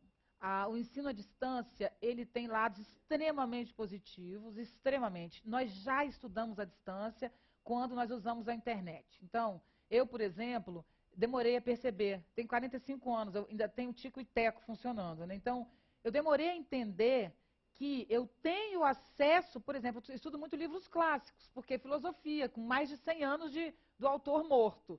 Então, eu tenho acesso livre a livros clássicos, porque não tem mais direito autoral, e, no entanto, eu ia para a biblioteca, ia para a livraria, e eu falei, gente, eu uso laptop, querida, presta atenção. Então, a gente tem que aprender a usar esse processo, que é gratuito, né? E aprender à distância, sim, quero dizer, com o livro na internet ou com debates, com salas de debate. Então, o ensino à distância não é um problema, pelo contrário. Agora, o que não dá é para usar o ensino à distância para tapar buraco. Entende? Não dá. Agora, o que eu fico feliz, sabe o que é? É que vai dar errado. Como vai dar errado, eles vão ter que abandonar, entendeu? Vai dar errado. É impossível mudar o nível dos professores ou melhorar o desempenho do aluno com esse tipo de formação. Eu vi a propaganda, o governo federal está fazendo isso, os estaduais também estão fazendo, mas realmente não adianta. Então, a mesma coisa que aconteceu antes, que eu fiquei impressionado com essa pesquisa do IPEA, que é, os professores melhoraram a sua formação, as escolas melhoraram a sua estrutura, tudo melhorou. E o desempenho dos alunos não mudou. Outra coisa que eu quero falar, já que você tocou em ensino à distância, é nos índices de avaliação que o governo criou. Há mais de 15 anos que está sendo estudado. Isso é extremamente benéfico. Apesar dele ter problemas por um lado, né, o modo, às vezes, como esse índice é usado, porque aí, o que acontece com o índice? O governo, a prefeitura, por exemplo, viu como é que estão suas escolas. Então, ela começa a pressionar os professores para mudar o índice. Isso é uma tortura para o professor. É uma tortura. Índice é uma tortura para o professor. Mas a existência do índice é excepcional. Por quê? Porque o índice ele é falho, e temos que tratá-lo como falho, mas ele dá uma dimensão, uma referência para a gente poder pensar. Quando aprendemos a usar os índices, eu acho que vai ser um grande ganho. Quando aprendemos a usar ensino à distância também. Mas volto a insistir, o problema é mais fundo, diz respeito à nossa humanidade. O problema não diz respeito à escola, e não tem política do governo que vai resolver. Se nós não entendermos que a humanidade tem que sair da sua eterna adolescência. A humanidade está naquela adolescência de eu quero e pronto, sabe? Vamos aprender a perder, aprender a sofrer, lidar com as perdas, com as contradições, né? Essa depressão, que todo mundo fica deprimido porque perdeu, um monte de adolescente. Então, essa desgaste, a exploração da natureza, né? Explorar a natureza, viajar é explorar, olha a palavra. Não, eu vou explorar um território. Então, esse uso indevido das coisas, essa arrogância humana, essa prepotência, quando nós, na verdade, somos frágeis, pequenos, isso que a gente tem que aprender. E por isso precisamos do coleguinha, precisamos do outro, precisamos dos amigos, precisamos até dos inimigos. Os inimigos são fundamentais na vida, porque eles te impulsionam, eles mostram o quanto você é fraco. Porque o inimigo te ganha, senão ele não é inimigo. O inimigo não é inimigo se ele não te ganha. E se ele te ganha, você descobre onde você não é bom, onde não é bom, não no sentido americano de ser bom, não, mas no sentido de autodesenvolvimento, de autossuperação. Então, o que está mudando, gente, eu uso a escola porque eu sinto que a escola é o centro onde essa inversão pode se dar. Ela é o problema e ela é a solução. Mas a grande questão é o conceito que o ser humano tem de si mesmo e do mundo. O mundo não é um lugar onde a gente veio para se dar bem. Não é. Entende? Vim para o mundo para me dar bem. Esse aí não tem valor para a vida. Isso não existe. Nem é uma pessoa alegre. Alegre é compartilhar. A alegria é compartilhada. Pensa nisso. A alegria é compartilhada. Então, por que esse isolamento, essa segmentação? Para que isso? Eu me sinto agora falando, parecendo até que eu estou fazendo uma coisa religiosa, né? Estou me sentindo assim, vai formar até uma seita. Vamos nos unir e dar as mãos. sabe? Mas a verdade é que é isso, entende? É isso. É a complexidade que o Morin fala tanto, é isso. Todos estão unidos de alguma maneira, mesmo que não queiram. Então, quando a cidade está suja, quando Campinas é uma cidade muito bonita, eu não posso falar de Campinas porque eu só venho e volto, mas eu não estou nem colocando Campinas, que me parece uma cidade bacana, mas vou usar Campinas como um exemplo qualquer. Quero dizer, se Campinas está suja, eu estou também. Se o mar está sujo, eu estou também, porque eu não posso nadar, mas não é só porque eu não posso nadar, porque mesmo que eu não goste de mar, entende? Eu vivo, eu estou conectada com esse processo. Então eu sofro quando as coisas estão com problema, sabe? Eu me toco com isso. E não sou só eu, não. Todo mundo se toca. A diferença é que eu me toco e choro. E quem se toca e não percebe que se toca, fica doente. Fica doente. Fica deprimido. E não sabe por quê, não sei por que eu estou triste. Claro, o mundo está desabando, presta atenção. Acorda, e está desabando? Ainda bem que está desabando. Já devia ter desabado há muito tempo esse mundo. Agora, vamos tentar manter pelo menos uma paredinha na cabeça, não cair na cabeça. Ou então aprender a viver ao ar livre sem... Agora, é preciso afirmar a fragilidade e a provisoriedade, a instabilidade da vida do homem do saber. Acabar com os guetos de verdade, acabar com a prepotência da beleza. Eu sou linda, maravilhosa, vocês percebem, né? Aqui é linda, sou linda. Aqui é rica, eu sou rica. Aqui é... Aí cada um... E também tem o que se acha o máximo que sofre. Eu sofro. Cada um encontra um lugar, né? Eu sou linda, eu sou maravilhosa, eu sou poderosa, eu sou artista. Dane-se se você é artista. Entendeu? E daí? E daí? Que você é artista. E daí? O que eu tenho com isso? Ah, porque você é rico. E eu com isso? Eu tenho a ver, sim. Eu tenho a ver com o mundo, inclusive com você. Claro. Mas nós somos culpados de alimentar esses ídolos imortais. Nós alimentamos. Por isso que eles existem. O ídolo do saber, o ídolo da beleza, né? E as belezas periféricas não valem? As belezas estranhas, as belezas esquisitas, não têm valor? Claro que elas têm valor. Né? Então, a gente precisa realmente pegar um martelo e arrebentar, quebrar. Isso é uma metáfora do Nietzsche, que é filosofando com o martelo. Com o martelo, quebrar essas cristalizações conceituais e aprender que viver é criar conceito, sempre. Você cria conceito quando vive, porque aí você é ético. Você cria conceito para a situação específica que está vivendo. Você pode criar um conceito que funciona, outro que não. Às vezes você acerta, às vezes você erra. Mas pelo menos você tenta pensar para o imediato. E não usar um conceito lindo que eu li no livro. Daí o livro que você leu no livro. E eu com isso de novo.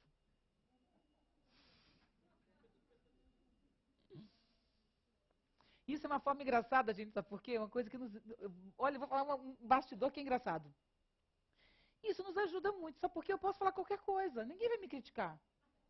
Porque eu digo, que bom, vocês não sabem mais que eu. Estou falando sério, é muito alegre. A gente pode se ousar, porque qual o problema de errar? A gente erra mesmo, eu erro o tempo inteiro. Entende? Não tem problema nenhum em errar. Agora, admita que o erro pode ser transformado em alguma coisa extremamente interessante. E mais, se você pensar bem, foram os erros que te trouxeram até aqui. Aqui no sentido do melhor, do seu melhor. Né? Por que não errar? Boa noite. Aqui. Sim. Tudo bem? Tudo. Eu sou o Marco, sou da equipe do site da CPFL Cultura e nós transmitimos todas as semanas os eventos que acontecem em São Paulo e em Campinas. Gostaria inclusive de convidar todos para acessar cpflcultura.com.br e conferir a programação porque realmente vale a pena. Em primeiro lugar, parabéns, a sua fala Obrigada. é transformadora, muito empolgante mesmo e inclusive nós temos um bate-papo, uma sala virtual e o pessoal está super movimentado, discutindo muito. Inclusive o Lucas Castro está em Belo Deixa eu falar Horizonte. só uma frase antes. Tá vendo, gente, que lindo isso? Brincadeira, né? Isso é maravilhoso. Muito obrigada pela sua presença e por trazer o mundo inteiro para cá. A gente abriu a porta agora do mundo. Por favor, continue. De nada, mas não sou eu, é a internet. Não, mas você é o ícone. Fico lisonjeado, obrigado. Então, o Lucas Castro, ele não está tão longe, está aqui em Belo Horizonte, no estado vizinho, e ele quer saber a sua opinião sobre o homeschooling, ou o ensino em casa. A família precisa ou não voltar para dentro das escolas, e também como a escola pode invadir o ambiente doméstico? Ótima pergunta, isso eu deveria ter falado e pulei. Como é o nome dele? Lucas, muito obrigada. A gente vive um problema complicado na relação da família com a escola. Por quê? Porque a família, ela terceirizou a educação dos filhos. Né? E não estou também criticando a família, não. Eu não gosto de culpados, entende? Ai, que a família, não é isso. Mas, em função de uma infinidade de coisas, os pais têm que sair para trabalhar, ficam fora o dia inteiro, não tem como se dedicar às crianças como se dedicava antigamente. E mais, antigamente você trabalhava num horário, né, fixo. Hoje você trabalha mais, porque ou você tem um número enorme de horas no trânsito, as cidades crescendo, inchando. Além disso, você leva o laptop para casa ou vai para o computador, trabalha de noite em casa no computador, né? Então, isso é muito angustiante para os pais. O que acontece? Os pais têm pouco tempo. Então, o que os pais falam? Por exemplo, um pai chega para a professora chama o pai na escola porque estava com problemas com a criança e queria conversar com o pai. Aí o pai ouve e no final ele diz: se a criança está agindo assim, é culpa sua, eu pago R$ 2.000 por mês para essa escola, você resolva. Isso é real, essa frase, não é brincadeira. Então, o que acontece é que educar não é papel da escola. A escola é papel de produção de conhecimento e de saber. Produção, eu falei, não absorção. A escola é um lugar de criação, de estímulo de conhecimento. A escola também é um lugar de convívio social, porque as crianças aprendem a conviver umas com as outras. Então é fundamental o convívio na escola. Mas educar diz respeito, antes de tudo, à família e depois à sociedade como um todo. Todo mundo tem que participar desse processo. Então, o que é educar? Educar é trabalhar a formação humana. E a formação humana envolve a arte, envolve a ciência, envolve o afeto, envolve todas as dimensões que um ser humano tem. Então, o que está acontecendo hoje de interessante nesse processo? É que algumas famílias estão retomando esse papel e estão fazendo exatamente o quê? Tirando os filhos da escola e educando em casa. Isso na França é comum, né? Em alguns países é comum, mas na França é comum. Muitos pais. No Brasil, hoje, você não pode fazer isso, porque legalmente o seu filho é obrigado a estar na escola. Até onde eu sei. Se alguém tiver um outro dado, me corrija. Mas você é processado legalmente se você não coloca o seu filho na escola. Não sei se essa experiência tem existido no Brasil, da criança estudar com os pais. Mas eu acho que é extremamente benéfica. Acho que os pais que podem fazer isso e que se acham capazes de fazer isso, eles podem fazer. Benéfica que eu digo não é para virar moda, tipo, agora o mais legal é estudar em casa. Não é isso. O estudar em casa tem um problema, que é exatamente essa convivência que é tão bacana. Então, se o pai consegue administrar muito bem seu tempo e o conteúdo, ele não consegue construir em casa aquele clima competitivo da escola que é interessante. Por que é interessante? Porque isso é o clima que existe na sociedade como um todo. Né? Então, uma boa escola ela vai tratar essa competição de uma forma ética, ela vai administrar isso bem. Né? Mas a família, sem dúvida nenhuma, precisa rever, né, essa relação. E só mais uma coisinha sobre isso, é que a gente aprende estimulado, né? O afeto é fundamental no aprendizado, né? Então, a participação da família é fundamental exatamente nesse afeto, além de tudo.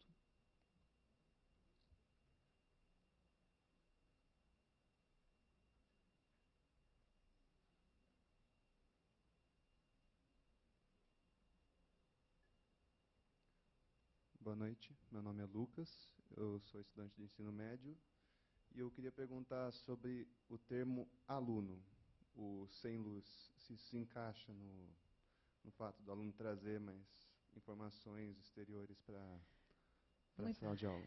Muito bom, Lucas, é excelente, é isso mesmo. Aluno é o sem luz, a luz, sem luz, aluno é o sem luz. Dá vontade só de falar assim muito bem e ficar quieta, e ficar todo mundo num minuto de silêncio. Entendeu? Como pode chamar o aluno de aluno? É inacreditável. Então, ele tem que vir sem luz. Eu tenho que acreditar que ele não tem luz. E eu tenho que acreditar que eu o ilumino, que eu dou luz a ele, né? Então, isso é inacreditável, é nefasto, é um conceito péssimo. E, realmente, a sua questão completa quando a moça, quando ela perguntou sobre a inveja na escola. Porque se o aluno é para não ter luz, ele chega iluminado, o professor perde o seu lugar, porque ele não tem mais o que fazer, né? Isso é péssimo. Então, ele trouxe mais um dado, que também, muito obrigado, que eu vou colocar no meu caderninho aqui, que é lembrar esse termo. Por quê? Para vocês perceberem, gente, como o nosso problema é conceitual. Se você está vivendo com esses conceitos sustentando o processo, não dá para esse processo ser legal. Não dá para esse processo ser alegre. Mesmo que ninguém saiba que aluno é o sem luz, a palavra está dizendo isso. E aí, a luz é a luz da razão, né? O iluminismo traz exatamente isso. Qual é a grande luz? É a luz da razão. E de onde vem a luz da razão? Da divindade. Então, é uma luz divina. Então, quando o professor dá a luz ao aluno, ele está parindo esse aluno, né, quase, dando a luz a ele. Mas ele está trazendo para ele, a divindade. Ele é um sacerdote. Ele é portador dessa sabedoria profunda que o aluno não tem, não nasce sabendo, né? Então, ele vai passar. Aí, eu atribuo isso também, sabe a quê? Ao nosso baixo salário. Por que a gente precisa ganhar muito? A gente já é Deus, poderoso, glorioso. Entendeu? Tradicionalmente, o professor trata o trabalho dele como um sacerdócio tão grande que talvez ele não tenha conseguido ainda encontrar mecanismos para ser bem pago. Isso é muito ruim, é muito ruim. E você tem toda a razão. E isso é um problema grave na nossa sociedade, a luz. Passamos para a última pergunta da noite. Pedimos desculpa para todos os outros, temos numerosas outras perguntas, mas, infelizmente, o tempo está esgotando. Sim.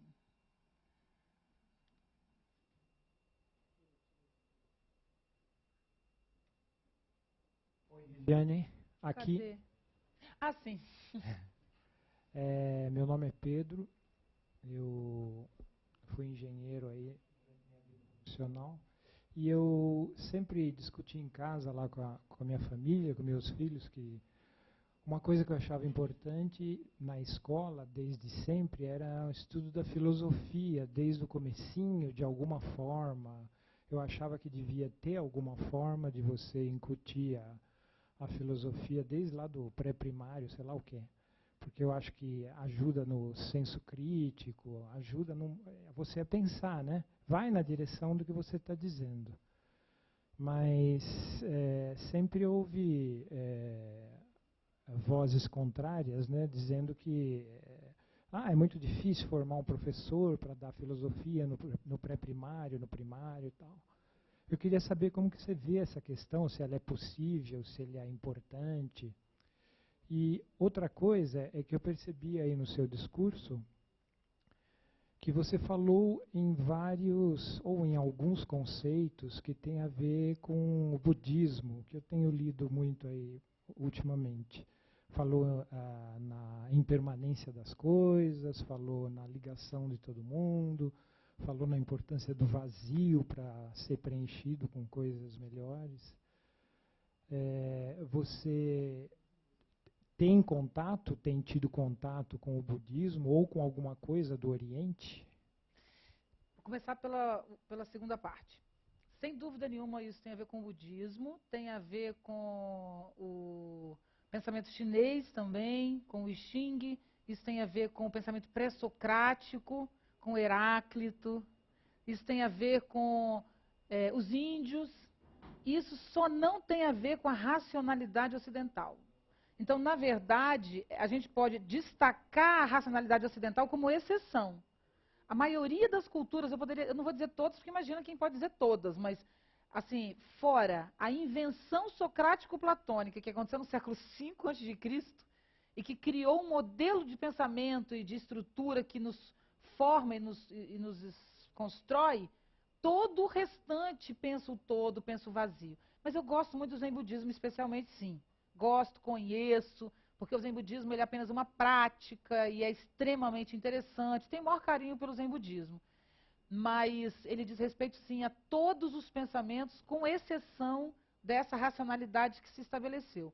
E qual é a razão dessa racionalidade socrático-platônica ter se estabelecido como modelo não só ocidental, mas inclusive oriental, né? Porque hoje até o Oriente estabelece. É porque o modelo racional é um modelo de dominação, é um modelo de controle. Então, quando o homem não tinha ainda microscópio e telescópio, ele achava que ele poderia controlar o mundo, porque ele achava que o mundo era aquela coisinha ali ao redor, né? Não tinha nem outros continentes, o homem não achava nem que existissem outros continentes, era só o que ele conhecia, as navegações que trouxeram os continentes. Então, quando o homem achava que o mundo era pequeno, ele achava que podia dominá-lo. Hoje, outro fator de transformação nos valores aqui são as transformações da tecnologia no sentido científico, que é, com os grandes telescópios e as galáxias e o infinitamente pequeno, nós percebemos que dominar é impossível. Então, o modelo lógico-racional está desabando. Por isso que o mundo está em crise, é porque o modelo lógico-racional acabou. É impossível. Hoje você vê o presidente de uma empresa estudando zen budismo. Né? Então, essa é a realidade. Ou poesia ou filosofia. Então, completando com a filosofia, que é o início da sua pergunta, concordo plenamente com você. A academia não quer liberar a filosofia, porque ela diz que ninguém... Como? Porque a filosofia é para adultos, não é para crianças. Existe uma discussão sobre isso. Mas, na verdade, é problema de gueto e relação de poder. Né? Porque a filosofia é para todos. E crianças têm muito mais uma reflexão ampla do que os adultos. Então, é um absurdo dizer isso. Eu, no momento, estou escrevendo uma série de livros didáticos que começa no 2º ano até o 9º. Então, as crianças com 7 anos até 14 anos. E o tema desses livros é diversidade, né? Que é um dos temas transversais da educação. Óbvio que, ao falar de diversidade, eu estou falando de tudo isso que eu falei para vocês aqui. Então, o que eu estou tratando nesses livros? De filosofia, obviamente. Da possibilidade. O que eu estou tratando? Por que eu adorei o tema e escolhi? Não, aceitei a proposta de escrever esses livros. Por quê? O que é discutir diversidade com as crianças? Não é mostrar para ela, aceite o negro, afirme a criança que... Não é isso. As deficiências, um por um, não é isso. Falar de diversidade é criar um pensamento diverso, é mudar a perspectiva. Né? E isso, para mim, é uma alegria. Eu ainda não terminei, o ano que vem eles já vão estar prontos, até o final do ano a gente termina, pelo menos os 4 primeiros. Eu tenho certeza que qualquer adulto vai gostar desse livro. Eu tenho certeza que um adulto vai ler esse livro e vai dizer, puxa, eu aprendi alguma coisa. E eu tenho certeza que as crianças não terão dificuldade alguma. Talvez os professores tenham mais dificuldade com o livro do que os alunos, porque os alunos de 7 anos entendem perfeitamente o que é diversidade. Pelo menos os de 5, tá? De 7 nem tanto, porque já entraram nessa fase segmentada. Infelizmente, porque o de 7, ele já está no 2º ano, entende? Mas o de 5 e o de 6 entendem perfeitamente. Na verdade, o livro tinha que começar com 6. E desculpa, mais um pedacinho só, desculpa, mas é importante. Hoje, a filosofia está no ensino médio, né? Como lei. A filosofia no ensino médio, como disciplina, é mais um segmento. Não serve para nada. Não estou criticando o fato dela ter voltado. Acho que foi ótimo ela ter voltado. Agora, não é tirar. Ainda bem, parabéns pela lei, que bom que voltou. Não é isso. Agora, nós, professores de filosofia, temos que tirar a filosofia dos 50 minutos. Não é possível que a gente vá aceitar isso. Né? Então, acho que os professores têm que rever essa coisa dos 50 minutos. Ninguém tem que ter 50 minutos, principalmente a filosofia. Obrigado. Eu que agradeço, foi um prazer. Pela sua excelente reflexão. E gostaríamos de dar alguns lembretes para todos vocês. Bom, como sabe, Viviane, nós estamos com um tema para 2009 e 2010. O tema guarda-chuva desses 2 anos é Luz na Crise. E nós estamos analisando isso sobre vários aspectos. No aspecto da economia, no aspecto digamos, do comportamento, da política e assim por diante. Na sua cola, né? Sim, tomando adorei. Um pouco a sua dica. Então, a semana que vem, coloque na sua agenda, está completamente ocupada aqui pelo Café Filosófico, pela CPFL Cultura, começando de terça até sexta-feira. Então, vejam bem, terça-feira, dia 8 de setembro, nós teremos Roberto Schaffer falando sobre fontes alternativas de produção de energia. E o tema exato será o que se pode esperar delas. Então, isso terça-feira. Quarta-feira, vocês terão um café filosófico especial com um francês, psiquiatra francês, mediado por Ana Verônica Mautner, falando sobre me larga, separar-se para crescer. É a realidade da criança, não é entre duas pessoas que se amam, mas é a criança em relação à mãe. Da editora Martins Fontes. Então, isso vai ocorrer quarta-feira, dia 9 de setembro. Quinta-feira, nós teremos Luiz Pinguelli Rosa falando sobre a matriz energética brasileira e a mudança do clima dentro do módulo mais amplo, que é esgotamento da matriz energética. E, para terminar, sexta-feira, nós temos Desafios Contemporâneos, que é a continuação digamos, do módulo que nós iniciamos hoje, né?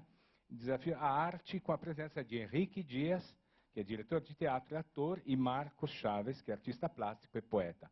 E, naturalmente, a poeta Viviane Mosè, que estará presente conosco. Então, gostaríamos de concluir lembrando uma frase que me veio em mente, assim, já que a Viviane gosta tanto de Nietzsche. Nietzsche dizia que o professor deve ser um grande sedutor. Nós temos aqui na nossa frente um exemplo concreto de sedução no sentido mais profundo. Então, muito obrigado, Viviane, por essa sua generosidade. Gostaríamos de concluir com um aplauso proporcionado à nossa competente. Obrigado, querido.